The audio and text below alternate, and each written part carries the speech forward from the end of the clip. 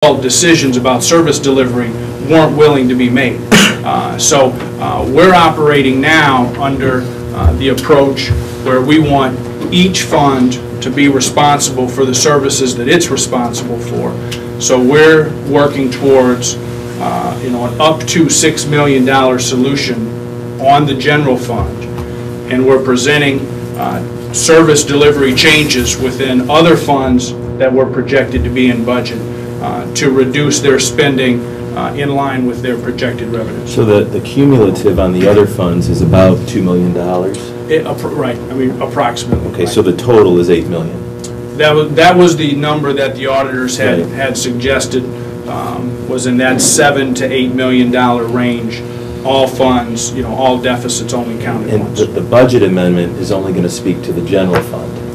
Is that right? Right, because in not all, but in most of the other funds, the spending needs to be brought. Let me get this right. In some cases, the problem is with spending that accelerated even beyond budget, and in some cases it had to do with falling revenue. So in other funds, we may or may not need a downward budget amendment. It may be changes that account for rising costs of personnel primarily, but yes, in the case of the general fund, we need to have a budget. The city needs to have a budget approved where revenues and expenditures are equal. So we need to come before this body to ask for a variety of department level adjustments that total between a $5 and $6 million adjustment to the general fund downward. So we're moving from a $69 million budgeted general fund to an amended 64, 63. So yeah, go ahead. I just want to jump in before you move off this budget. Oh, I'm still on the budget. Good. So Mayor, you anticipate taking in how much revenue in the general fund this year? It's between 63 and 64 million. Actually taking that amount in? Yeah, and that's down from a $69 million budgeted amount. Okay. I don't remember those figures, but you can, when I'm done, you can talk about that. And next year you're anticipating it's going to be lower, the general fund revenue, than this year. And I've heard you say publicly $55 million. Is that still? Could be as low as $55 million. Well, you're going to present the budget on Monday, so what is, I mean, are you able to tell us what the number is today, or are we waiting till Monday to hear that? Yeah, I mean, you'll get it on Monday. So earlier in your comments, you talked about the layoffs of public safety this year, but if we go from taking in $64 million, or whatever the figure is, $63.4 million this year in general fund to $55 million next year, that could mean, and likely will mean, many more layoffs. Fair to say? Or is that also coming on Monday? No, there could be more. Yeah, there could be more. I want to just go ahead, Josh. You said something. And obviously, I mean, there's a structure for discussing the budget. We do that over a period of months. So it begins. I mean, it takes us a great deal of time to prepare for that presentation, and then you get it early in April, and then we have a number of months to discuss that. So I certainly don't. I hope no one here today feels like we're not sharing what we need to. That's a long conversation, and you get to have that with department heads, and there are a lot of details there to dig into. But overall, we still are fine-tuning some estimates. We're fine-tuning some estimates on fee collections. I mean, we have a very good sense of where top-level revenues around property taxes and income taxes are going, but that doesn't account for 100% of that general fund. The reason that I'm asking the question, or my line of inquiry, is aimed at, I don't think the public was ready for the severity of the layoffs and the severity of our budget situation. I think that basically, and this, I'm going to share the blame with the administration on this, but we had our meeting end of January, the mid-year budget review. They gave us the figure. Before that, we really didn't talk about a deficit or a potential deficit. Then suddenly, we're hit with that figure, and then soon after that, we're hit with significant layoffs, the whole garbage issue, other cuts to services.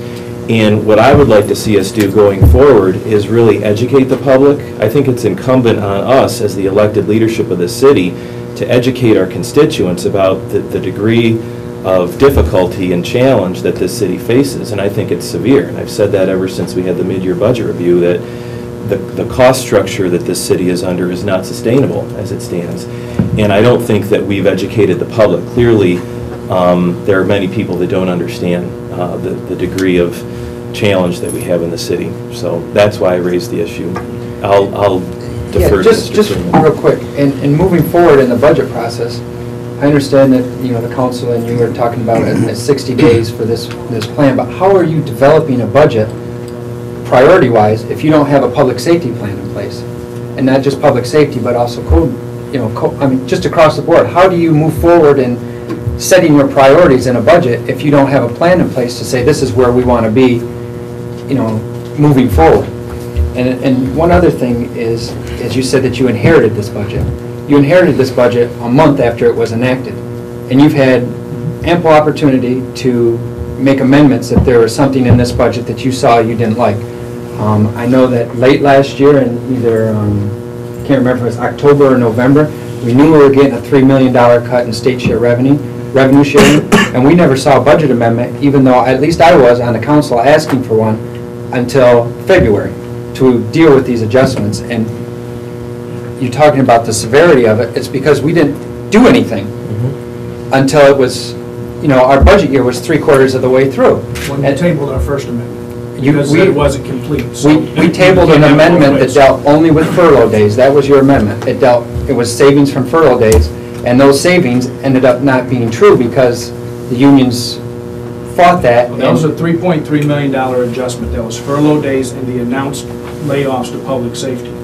And this council didn't want to consider changes until you said you saw the whole picture and how every other service was affected. And so, look, Okay, we're well, working as fast as we can. That was in February. We're in April now. And that amendment is still on your table. No, that amendment was dropped because of the issue with the unions. So, that was a $20,000 adjustment. So, Right. those two That was our- days we lost in unfair labor practice. That was our minor in point. the scheme of $3.3 million, and the public layoff number still stands. So, And you didn't we're need, just building on and it. you didn't need a budget amendment to lay out public safety. Exactly. Right. No, we proceeded despite this council waiting on the so-called kind of full solution. Right. Councilman. But it is true, Mayor, that for the past 10 years, the city's been in this position, right? I mean, under Mayor Stanley, under Mayor Williamson, we have chronic budget problems. So I'm assuming that you knew that coming in. I knew it coming in. Wasn't aware of the severity of the numbers, but I knew coming in that we're probably going to have a deficit. So, and as Councilman Freeman points out, we knew about the revenue sharing cuts in September. So I think that we could have acted sooner. And that we should have acted sooner, so we're not compressing all these cuts into just several months. Couple other questions. I know that you've personally taken a pay reduction of 5%, and that you've also done some other things which I think add up to the 15% you're asking the unions for. Is that correct? Have the mayoral appointees also done the same 5% and the other reductions? Yeah, this council accepted the resolution that I had brought forward to properly allow me to give back 5% of my salary. So I write that check when I get paid every 2 weeks. You also know that myself and all the appointees are participating